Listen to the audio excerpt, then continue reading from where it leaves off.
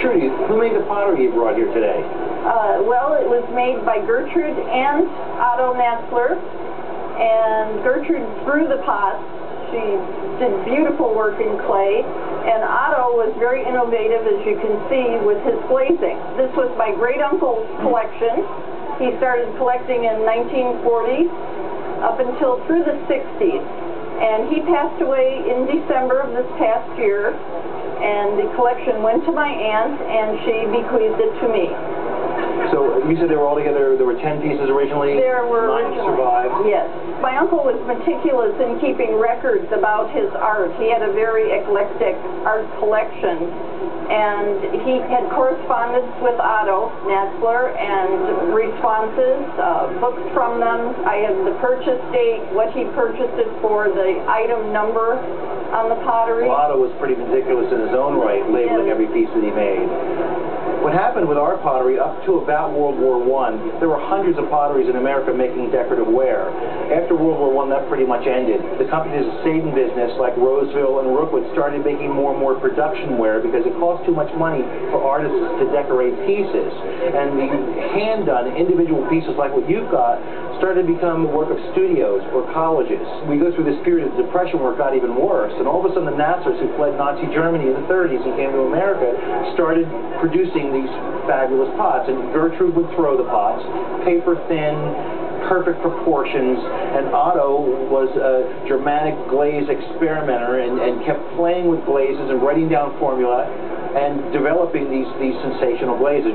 So they almost single-handedly resuscitated the pottery movement in the United States, and they set the path for all the people that came after them during the mid-century art movement.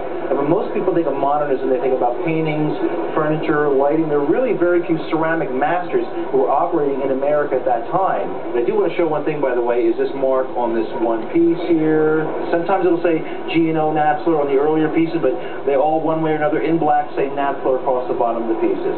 What did your uncle pay for all these pieces? Oh, golly. I think the first piece he had, which is not included in this set, he paid $7 for in 1940. But the prices range from very, very modest. I think I saw $20 on the price sheet. $20, yes. The most expensive was about $140. Yes. The one closest to you, that is a small plate in a crater glaze, which is one of their most popular and saleable glazes. The market for these, by the way, is off the charts for Natzler right now. That little guy right there is worth between $1,500 and $2,000. Wow. That would be an auction estimate. It could go for more than that. This one about the same. It's a little bigger, but the glaze isn't quite as good. This has a terrific orange flambe.